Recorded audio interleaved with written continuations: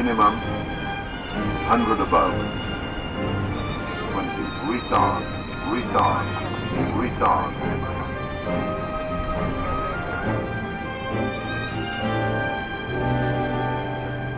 سيداتي سادتي، أهلا وسهلا بكم في بيروت. إن التوقيت المحلي هو الساعة 8 والحرارة الخارجية تبلغ 20 درجة مئوية.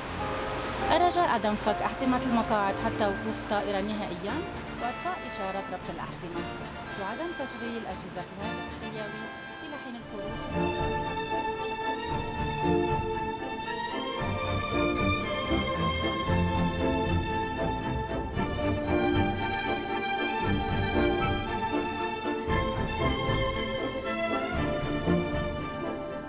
For 70 years now, the aircrafts of Middle East Airlines, one of Lebanon's crown jewels, glide from clouds to rainbows, traveling the world to return and land in Beirut.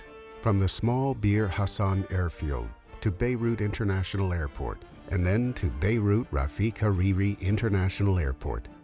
And from a small plane with a capacity of 8 passengers to a modern fleet that transported millions. The Middle East Airlines flew with the flag higher than the Cedar Mountains, and the wings of its aircrafts cut through the air and line the sky with a path that runs between the 2 wings of Lebanon.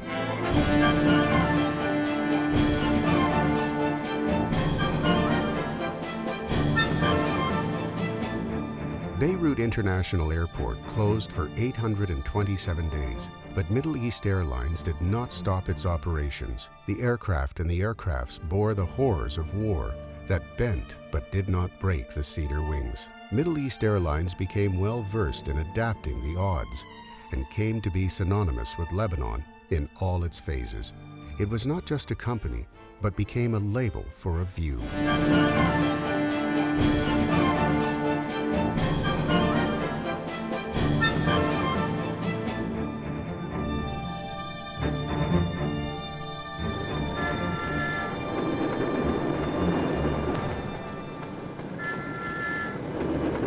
Before the 1940s, the train, port, and ship were the 3 means of travel and immigration for the Lebanese. Periodically, they had heard about a plane that landed once north of Beirut, and about Allied forces aircrafts landing and taking off from the Rayak Air Base, and from a small civilian airfield in Beirut. After the independence, member of the National Assembly and Beirut leader, Saib Salam, wised up to the fact that the Middle East was on its way to progress and urbanization. Thus, he thought of establishing an airline. بالشرق الأوسط يمكن كان في شركة أو شركتين، في الشركة المصرية قبل إذا ماني غلطان، وشركة تانية ما كان في شركات طيران. فشاف إنه الشرق الأوسط له مستقبل، وبالتالي في ظل هذا المستقبل يجب الإقدام على مشاريع تخدم هذا الواقع. Saib Salam seized the opportunity of the International Conference for Civil Aviation in Canada, attended by Lebanon's ambassador in London, Camille Chamoun, to initiate the first stage. ألح وضغط على الرئيس شمعون ليبعث معه المهندس فوزي الحص اللي هو صار بعدين شريكه بالشركة. Fawzi El Hass, who had trained as an amateur pilot for a 100-hour period in the United States, returned from the conference with the aviation rules and regulations under his arm. In Nijmeh Square, solely equipped with 2 desks and an accountant, in May 29, 1945, the Lebanese carrier, Middle East Airlines Company, was launched with a capital of 1 million Lebanese pounds. 2/3 of its shares were for Saib Bek Salam and his brothers, and with a salary of 2,000 Lebanese pounds for each of them, Salem drew the company logo and began negotiations to acquire aircrafts and secure experiences. كان لابد أنه يتجه للخارج للاستعانة بالخبرات. كان عنده الأمريكان والإنجليز ورسي الأمر على الإنجليز. هو فضلاً عن أنه هو كان أنجلوفون، هو كان لغته الإنجليزية، وفوزي الحص كمان كان أنجلوفون، فمن الطبيعي أنه يميلوا للجانب الإنجليزي. With 3 de Havilland Rapids aircrafts and with a technical crew and pilots, the agreement with the British airline British Overseas Airways Corporation, BOAC, was launched, and the first Middle East Airlines test flight took off from Beirut to Nicosia On November 3, 1945, the provocation of the French and the Syrians soon manifested. الفرنساوية سبقوا بأنه حاولوا يشغلوا شركتهم الوطنية بطيران باتجاه لبنان وغطوه من شركتهم الدولية، ولاحقا بعدين لما شافوا انه شركة طيران الشرق الاوسط مشيت راحوا سعوا لتأسيس شركة وطنية لبنانية او شركة باسم لبناني اللي هي شركة اير ليبان، وايضا بعدين نشأ شركة ثالثة. والفرنساوية حاولوا كثير يعرقلوا نمو طيران الشرق الاوسط لخدمة شركتهم.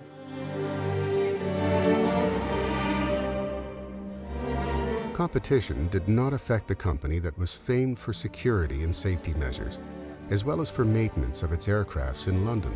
The harvest of the first year came with a net profit of 218,000 Lebanese pounds and 166 employees. It then had the means to purchase additional aircrafts and to inaugurate service to Cyprus, Damascus, Aleppo, Haifa, Alid, Amman, Cairo, and then to destinations such as Ankara, Baghdad, Bahrain, Kuwait, Istanbul, Jeddah, and Tehran. Then the company granted the first Lebanese licensed pilot, Saad Dabbous. لما رجعت لقيت مفاجأة طويلة عريضة، لقيت الشركة عملت لي استقبال حافل مع جميع الموظفين الشركة المضيفات كلهم ومدير الطيران المدني بلبنان واجوا واستقبلوني بالمطار، وكان على رأسهم صائب بيك سلام الله يوجه له الخير. وبعد ذلك بيوم أو يومين وجابوا لي والدتي كمان على المطار لحتى تستقبلني،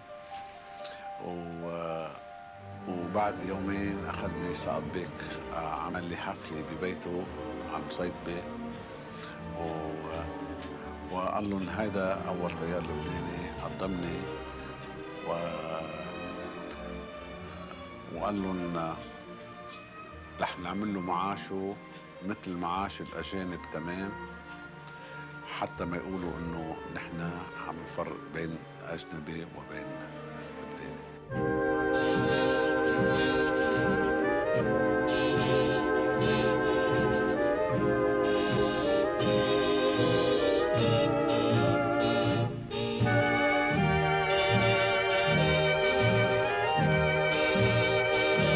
In 1949, the cooperation agreement with British Airways was cancelled and replaced with a partnership agreement with the U.S. Pan American Company that received a 36% holding in MEA.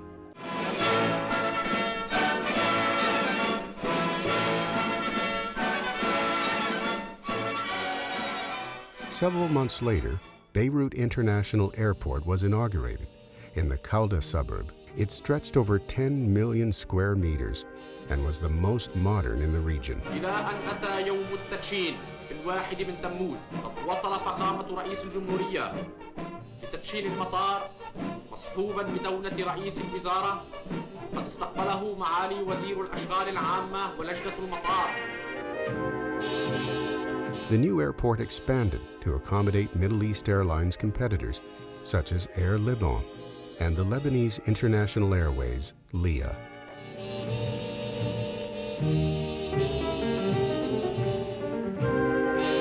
Saeb Salam did not give in to the imposed rules of the game. He enlisted Sheikh Najib Alamuddin in 1952, who had worked with the British in Amman, and appointed him general manager of the company, which underwent its first restructuring and modernization of its fleet. أول ما فتت كانوا عندهم طيارات الدي سي 3 يعني المسمى عاميا داكوتا. هاي طيارة صغيرة بموتورين مراوح بيستون تتسع ل 24 ل 28 راكب، ومجال عملها مش بعيد كتير.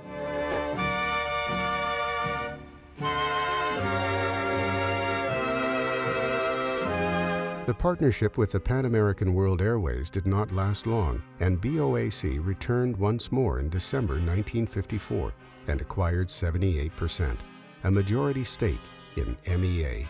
لما تلكأت البان أمريكان إنها تعطينا طائرات أحدث وأكبر وتفي بالغرض يعني، قرر الانفصال عنهم، وصار مفاوضات مع الإنجليز BOAC اللي صارت بعدين بريتش ايرويز، اللي وعدوا إعطاء الشركة طائرات جديدة حديثة. وبالفعل يعني كنت أنا صار لي 4-5 أشهر بس بالشركة لما أعطيونا بالأول طائرات فايكاونت.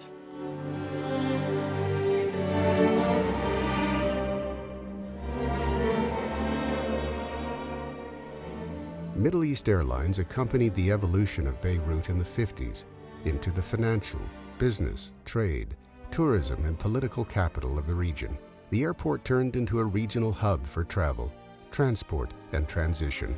The number of passengers on board its aircraft rose to more than 90,000 passengers. It was therefore forced to increase its regional routes and to modernize the fleet with a Viscount airliner, which could accommodate up to 48 passengers. الفايكاونت طائرة حديثة توربينية،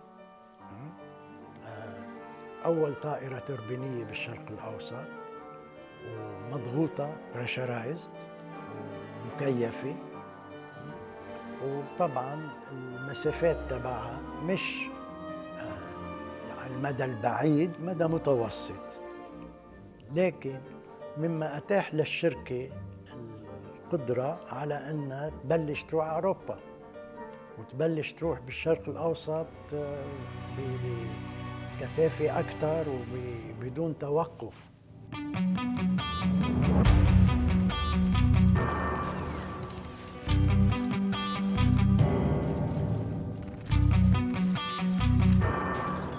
The climate was stormy and tumultuous in 1956 in the Middle East and on Middle East Airlines.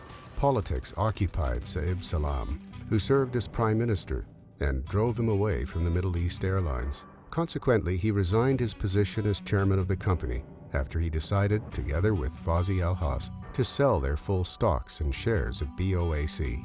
كانت الشركة تربح أكيد، ولكن كان هو وأخواته العائلة كمان عم يسحبوا من الشركة كتير من الأموال لحاجاتهم يعني. فطبعاً بمرحلة ما تعبت مالياً الشركة.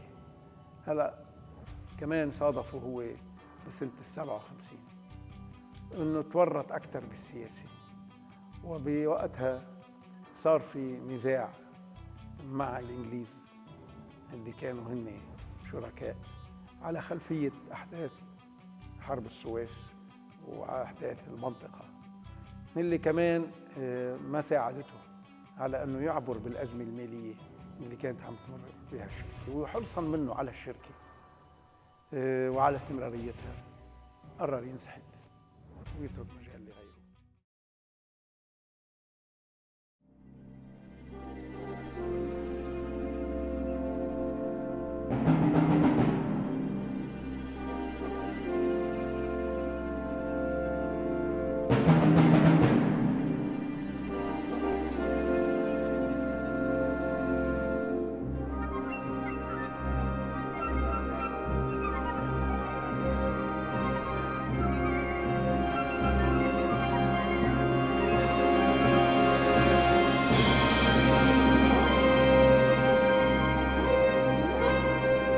The particularity of history is that it's not static, and that generations succeed one another.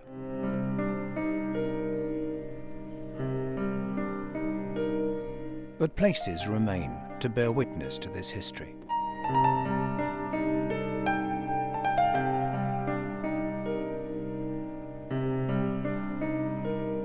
Thus, Bank du Liban stands in the heart of Beirut to attest to the situation in Lebanon and its changes.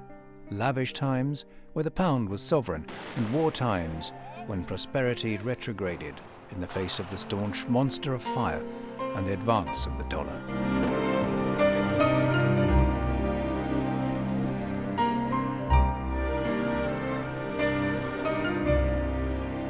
A world has changed. Aspects have been altered. Armies and flags have come and gone. Leaders have replaced one another in Lebanon and on the central Bank of Lebanon. Two sovereign symbols remained constant. One single flag, one single pound, and one central bank, not two.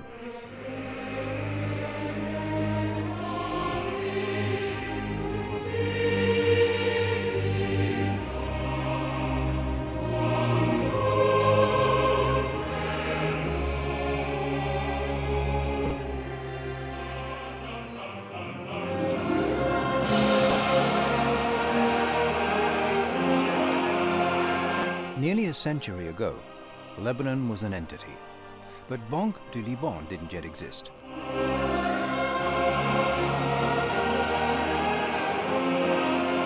Beirut was populated by brick buildings and glided towards the Mediterranean Sea to bathe in its blue water. It was a thriving port and a centre for trade between Europe and the Levant. Its exchange currency with the Lebanese regions was Ottoman, issued by the Ottoman Bank.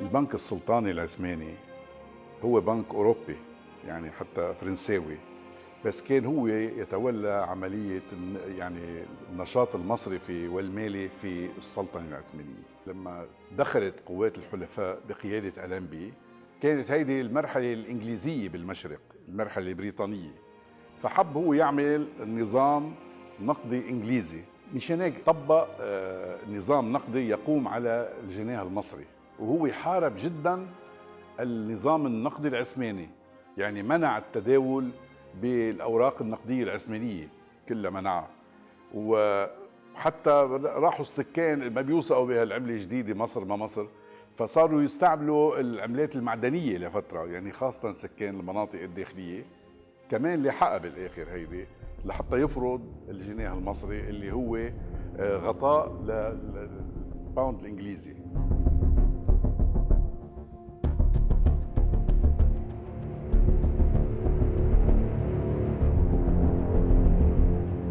(1919) marked the start of the French era in Lebanon and Syria. General Henri Gouraud arrived in Beirut at about the time the chaos of trade with the Egyptian pound and Ottoman coins had reached its peak. The French government took measures for a quick settlement. الفرنساوية وزارة المالية شجعت البنك السلطاني العثماني أن يؤسس بنك سوريا لحتى يتولى عملية إصدار النقد بالأراضي يلي هي خاضعة للنفوذ الفرنسي بموجب معاهدة سايكس بيكو. بنك سوريا بالواقع كان هو شركة مالية، هذا كان مصرف سوريا مؤسس بمرسيليا بفرنسا. فوقت صار في انتداب على لبنان تم الاتفاق بين فرنسا وبين القيمين على المساهمين تبع المصرف لحتى بالفعل يكملوا نوعا ما التركة، ياخذوا التركة تبع البنك العثماني ويكملوا بالطريق نفسه.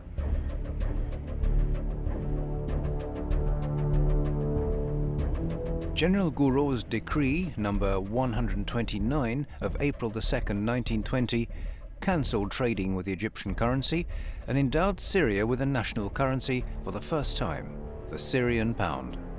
الليرة السورية كانت بتساوي 20 فرنك فرنسي، وكانت قابلة للتحويل بمرسيليا وبباريس عادي، فإذا هي مجرد انعكاس للفرنك الفرنسي.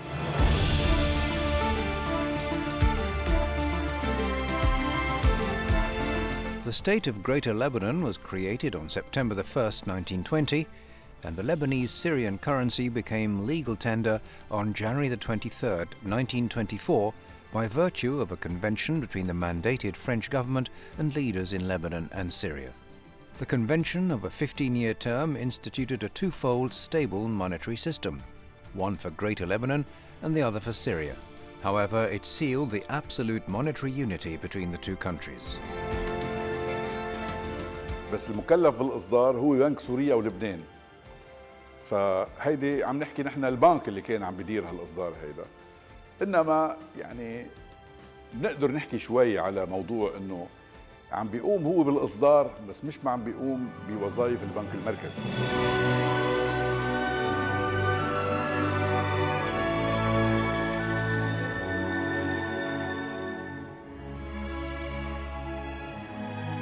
In Beirut, which prospered after being proclaimed the capital of the Lebanese Republic in 1926, the Bank of Syria and Lebanon managed branches in both countries, issued banknotes, and functioned as the public sector bank and the first bank of commerce. Its concession was extended in 1937 for a 25-year period ending March 31st, 1964. And despite the sharp fluctuations of the French franc, banks proliferated without laws or restrictions. يعني كان مثلا واحد عنده محل أقمشة وتاجر معروف هو عنده محل، بيجوا ناس بيقولوا له إنه بلكي بنعطيك مصرياتنا لحتى تشغلنا إياهم، يعني اشتغل دور بنك، فبيشيل محل الأقمشة وبيحط بنك. هو حر، مش مطلوب منه رخصة، مش مطلوب منه يقدم ميزانيات، مش مطلوب منه احتياطي إلزامي، ما في حدا بيراعيها هي. مشان هيك صار في مشاكل قبل قانون النقد والتسليف خاصة بالعشرينات والثلاثينات، إفلاسات، لأنه هيدا بفلس، مين مسؤول؟ علاقته مع الزباين. 3 years after Lebanon's political independence in 1943, Lebanese-Syrian-French tripartite negotiations were held with the aim of also obtaining monetary independence. And despite the Syrian delegation's protests, Minister Hamid Frangi signed the monetary disintegration agreement from France on behalf of Lebanon, heedless of Syria. That put an end to the attachment of the Lebanese pound to the Syrian pound. وقتها طلع بيان طلب فيه بنهار واحد، وكان شوي انفعالي هذا الموقف، انه تفضلوا بدلوا الليرات السوريه بلبنان بنهار واحد، يوم الاثنين بيخلص الساعه 4 بالمصارف بنك سوريا ولبنان وحتى بالمخافر. Despite tensions with Damascus, both Presidents Bashar al-Khoury and Riyad al-Solh insisted on the respect of the doctrine of economic freedom, while Syria was steering towards a state-controlled economy. بعد سنة من الانفصال النقدي كانت الليرة اللبنانية أعلى من الليرة السورية ب 12% بسنة واحدة. Hostility between the Lebanese and Syrian governments reached a climax on March 14, 1950, with the severance of the economic and customs union between the two countries, which was made official by the Syrian Prime Minister Khalid al-Azm.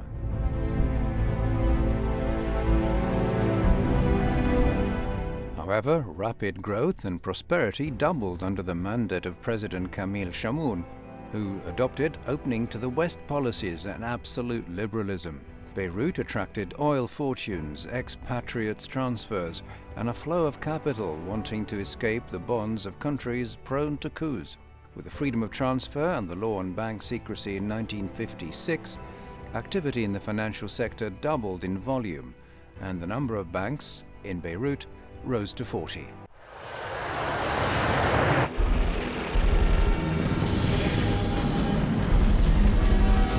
Yet the tripartite attack against Egypt in the autumn of 1956 and the minor civil war in Lebanon in the summer of 1958 brought to light the weaknesses of the banking infrastructure and of the financial system in Lebanon. Thus, the new president, Commander Fouad Shihab, recognized the urgent need to regulate the monetary and financial structures, coupled with his project to modernize the administration and public services, as well as the launch of the Reform and Development Program. This coincided with the imminent expiration of the currency issuing concession of the Bank of Syria and Lebanon on April 1st, 1964. صار في اتصالات مع فخامة الرئيس في حينه لتجديد الاتفاقية. مسؤولين عن بنك سوريا ولبنان كان عندهم رغبة انه تتجدد الاتفاقية لانه لهم مصلحة فيها. الرئيس فؤاد شهاب رفض هالشيء وقال لا، بدنا ننشئ بنك مركزي بلبنان. لازم لبنان يكون عنده بنك مركزي ليكون هو مستقل بسياسته النقدية، وهيدا موضوع مهم كتير.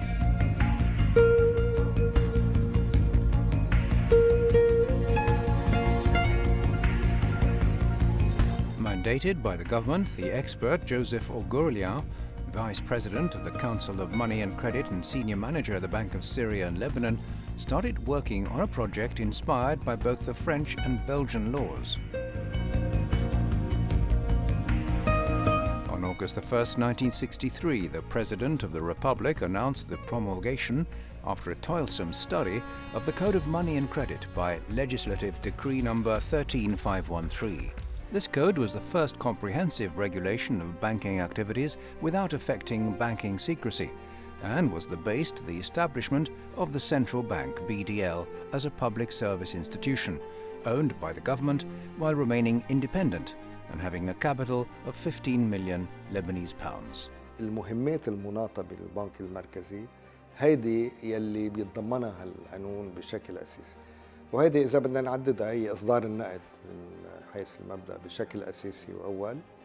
الشغلة الثانية هي وقت اللي بيحكي عن العمل على التأثير على السيولة وعلى التسليف يلي حكينا فيها.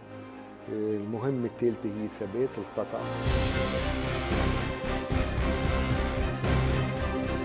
On September the 7th, 1963, Philippe Takla became the first governor of the Banque du Liban. Joseph Ogourlian was appointed first vice governor, Shafiq Muharram second, and Abdel Amir Badreddin third.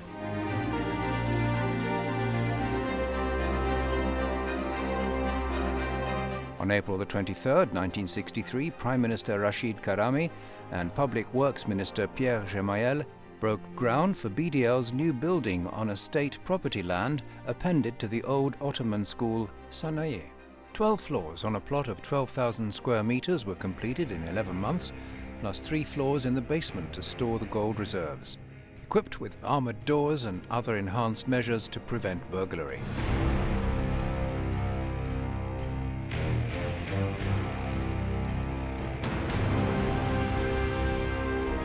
On March the 30th, 1964, before the last day of construction, the President Fouad Shahab visited the new building, which added a new sovereign institution to the state of public services he'd worked to establish.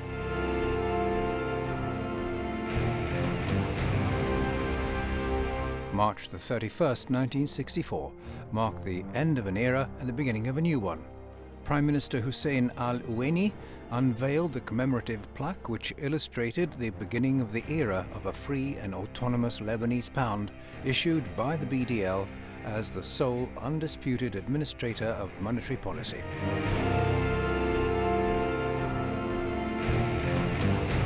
$320 employees of the Bank of Syria and Lebanon transferred to the BDL, and a new Bank of Syria and Lebanon company as a private commercial bank was created.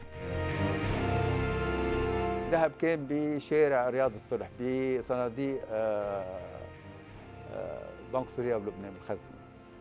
ليلة أول نيسان قبل بليلة بالساعة 12 بالليل بكاميونات الجيش مساعدة قوى الأمن انتقل الذهب من شارع رياض الصلح بنك سوريا ولبنان إلى مصرف لبنان.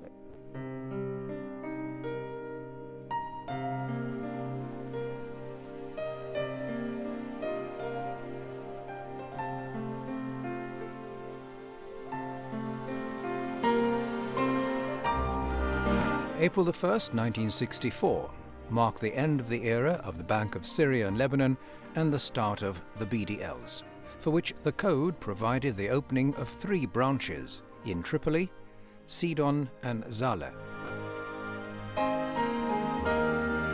Lebanese expatriates triggered a run on the new Lebanese pound, and banknotes in circulation rose by 6% in a few months.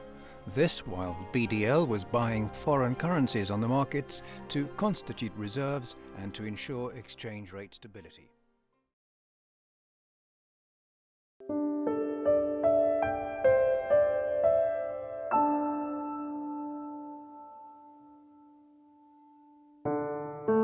This is my plan. I complete my school education and go to college.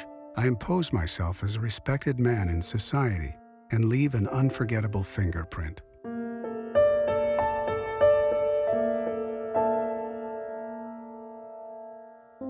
This was the dream plan of 17-year-old Talal Qasim before a reckless driver took his life and dreams away when he was crossing the road towards his school.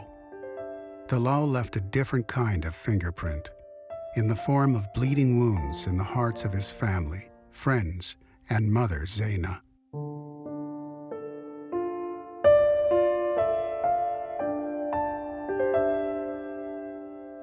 Zaina cried a lot. Then she decided to turn her tears into candles of hope. Thus she established Roads for Life, the Talal Qasim Fund for Post-Accident Care. اتخذت قرار المواجهة حتى يتفادى المجتمع جروحات كبيرة مثل الجرح اللي فينا. منقدر نتجنب الموت المجاني إذا تدخلنا بالوقت المناسب للإنقاذ. هيدا اللي اكتشفته من برامج الإنقاذ اللي رودز فور لايف عم تغطي تكاليفها، وهيدا اللي حول الدمعة لشمعة أمل. Among the objectives of Roads for Life, saving as many lives as possible during the golden hour. And to this end, work kicked off on several levels within the framework of one clear mission: to provide maximum care for post-accident injured and to work hard to ensure road safety.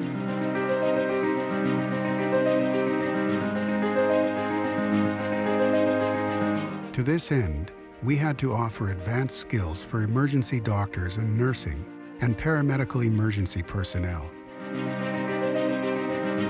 There are 3 necessary stages for intervention within the golden hour, for which 3 specialized courses have been brought in partnership and cooperation with the American University of Beirut Medical Center and the Lebanese Red Cross. Advanced Trauma Life Support, ATLS, is a course dedicated for emergency doctors. Pre-Hospital Trauma Life Support, PHTLS, is a course dedicated for paramedical emergency personnel. Advanced Trauma Care for Nurses, ATCN, which is dedicated for nursing personnel.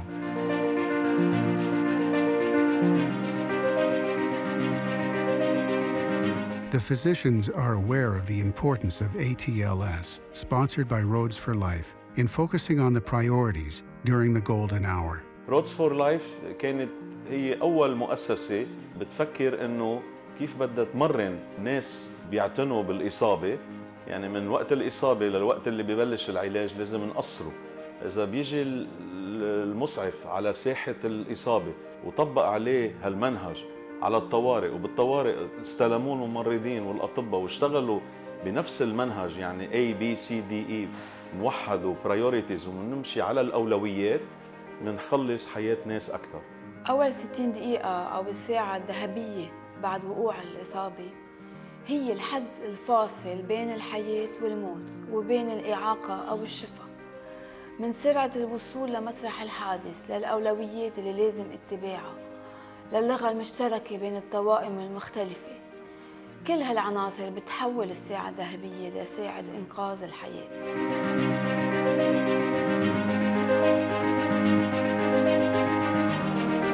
Emergency doctors, paramedical personnel, and nurses have learned a common language to be used at the scene of the accident and at the hospital's emergency units with trauma patients, allowing them to achieve harmony, trust, and high accuracy, and often succeeding in saving patients at risk of unnecessary death or disability, whether permanent or temporary. القصة كتير مختلفة عن ما كنا نشتغل قبل. في أشياء ما كنا نعرفها زادت معلوماتنا، وفي أشياء تشجعنا أكثر نعملها لأنه ما في international guidelines كانت موجودة فيها ولقيناها بهالكورس هيدا. قبل العلاج ما كان كتير منظم، بس هلا هيدا الكورس بيعطيك التولز لحتى انك تنظم العلاج وتقدر تعمل اكشن دغري، انك تعالج القصص الغلط يلي عم بتصير وتخلص حياة المريض بطريقة اسرع واحسن. Many mistakes can be avoided during the first minutes after the accident. New chances of life can be granted if the victims receive better care. Here comes the role of Roads for Life, which has been granting a chance to train a new generation of doctors, paramedics and nurses to handle the road accidents victims professionally and systematically. الدعم الكبير من رود فور لايف لدورة البي اتش تي ال اس اللي هي صارت اللي حقيقة رفعت المستوى التقني اللي لنا بشكل كتير كبير وهيدا الفرق حقيقة مبين بشكل كتير واضح بالأداء اللي نحن عملناه. In addition to training courses, Roads for Life has been working in Lebanon and abroad on forming a pressure force to implement the best laws and rescue programs and to raise awareness over driving ethics on the roads, as well as to form a national data for post-accident trauma victims in Lebanon. أهمية اللي عملته طلال زينة وعامر قاسم، أهميته إنه أخذوا الجمعية لمطرح ما بتشتغل غير جمعيات، تما يكون في كل مرة نعمل زيت الشغل مرتين وثلاثة وننافس بعضنا. أهمية رودز فور لايف إنه تخصصت بمجال له علاقة بالسلامة المرورية من بعد الحادث، والشغل اللي عم يعملوه مع المستشفيات ومع الأطباء ومع الممرضين ومع كل الفريق اللي له علاقة بالحادث وما بعد الحادث، هيدي الساعة الذهبية يلي نحسبها اعتبارا من الحادث قد ايه مهم ينشغل عليها علميا وقد ايه هن عم يشتغلوا عليها علميا. This cause for which Zaina Qasim has dedicated herself has become a cause that matters to all the people. Dalal has become a name for every possible victim. He wanted Roads for Life to leave a fingerprint to save the lives of others. Roads for Life خلقت لتعطي فرصة إنقاذ حقيقية لذوي الإصابات البليغة شو ما كان سبب الإصابة، ولتضغط من أجل تطبيق قانون سير عصري بلبنان تتصير طرقاتنا طرقات للحياة مش طرقات للموت.